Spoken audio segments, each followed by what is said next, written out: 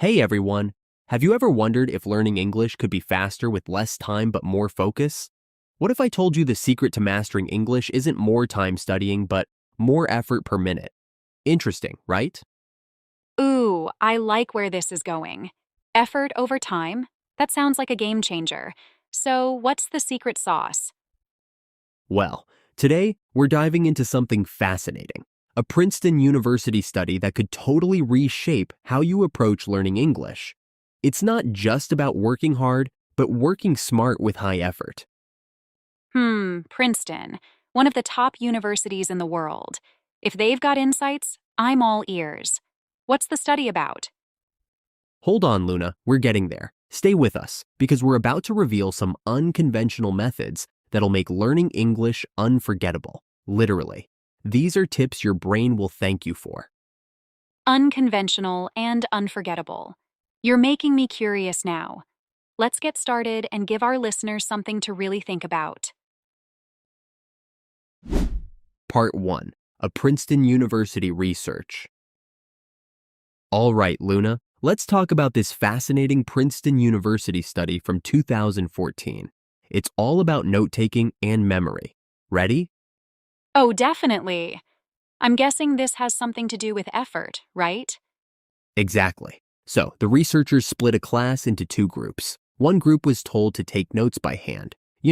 Old school pen and paper. Oh, wow. I can already hear the groans. Writing by hand takes so much effort, and don't get me started on hand cramps. That's true. And then the second group, they used laptops, phones, whatever gadgets they wanted. Way faster, right? Yeah, I bet the laptop group breezed through. They must have written down way more. Yeah, you're right. The laptop group took twice as many notes as the pen and paper group. Twice. So you'd think they'd remember more, right? Well, yeah, that's logical. More notes, more memory, right? Here's the twist. At the end of the semester, the handwritten group actually scored twice as well on their tests. Wait, what?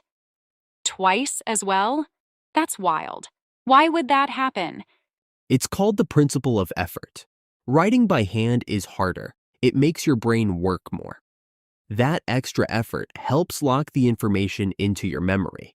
Oh, I see. So it's not about how much you write, but how deeply your brain processes it. It's like your brain saying, if I'm going to work this hard, I might as well remember it. That's such an interesting idea. So, passive learning, like just listening to audiobooks, isn't enough if you want to truly remember something. Luna, this principle of effort reminds me of something. Imagine you get a small cut on your hand. Oh no, Noah, this example makes me wincing. I'm sorry, but stay with me. If it's just a tiny scratch, you barely notice it. You'll probably forget it in a day or two, but if it's a deeper cut, one that stings and makes you say ouch, you remember it way longer, don't you? Oh, I see where you're heading. The more pain or effort you go through, the more it sticks with you. Yes, learning works the same way. When something is easy and effortless, your brain doesn't treat it as important. But when it's tough and takes effort, it's like your brain says, whoa, I better hold on to this. It must matter. That makes so much sense. So, effort is like the sting that helps your brain remember. Yep, a little discomfort now for long-term gain. And that's what makes this principle so powerful for learning English. Part 2. Active Note-Taking Technique. Noah, let's talk about how writing by hand can actually boost memory. It sounds old school, doesn't it? Totally, but it works. When you write by hand, your brain has to work harder, which makes it easier to remember what you're learning. So, for English learners, they should keep a small notebook handy to jot down new words or phrases, right? That's right. Forget using your phone for this. Go old-fashioned. Write down words when you're reading, watching, or even listening to English. What about those light bulb moments? Like when you suddenly understand something in English. Should you write those down too? Absolutely. Use that notebook for those aha moments. Pause whatever you're doing, write it down, and maybe add a quick summary. It really helps it stick. And for listening practice, you've got that challenge idea, right? Oh yeah, the Write What You Hear challenge. Pick a short audio clip, maybe from a podcast or a TV show. Write down every single word you hear, even if you're unsure. That sounds intense, but effective. And then they can compare it to the transcript afterward. Exactly. And for an extra twist, try summarizing the clip in your own words, without looking at the transcript. Ooh, that's a good one. It forces you to really think about what you heard. And you mentioned something about translating too?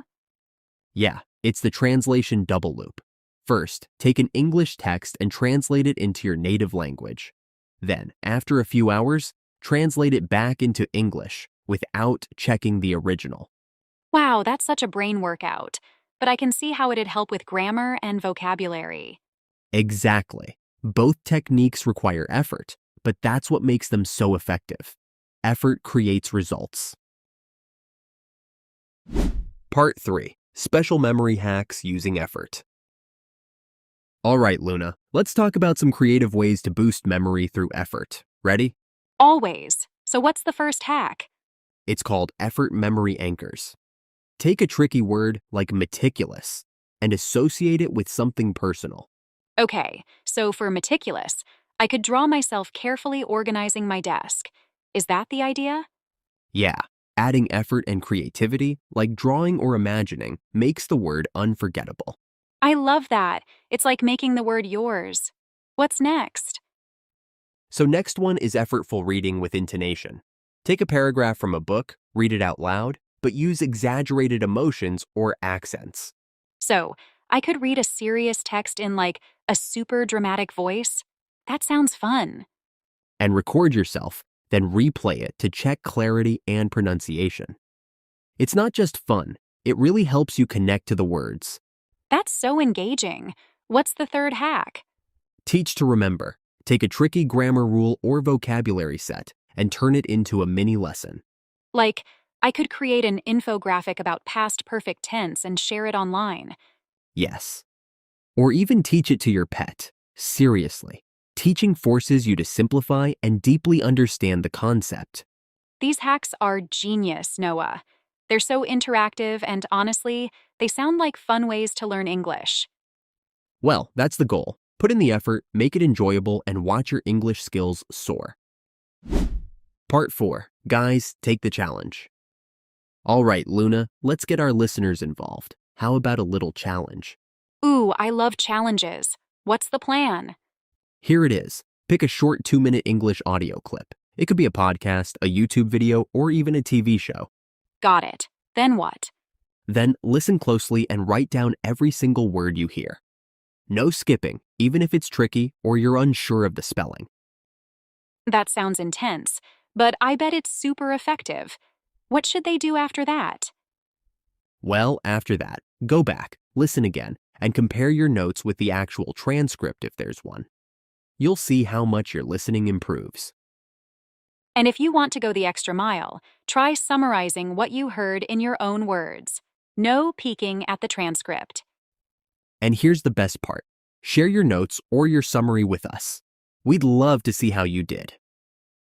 Yes, leave a comment.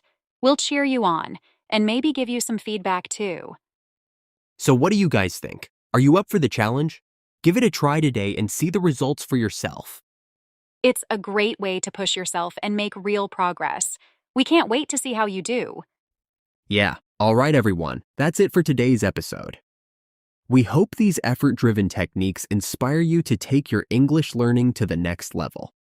Remember, it's not just about time, it's about effort. Push yourself, and you'll be amazed at what you can achieve. And don't forget to try the challenge we shared. Let us know how it goes. We'll see you next time for more tips and tricks to master English like a pro. Bye for now. Keep learning and keep putting in the effort.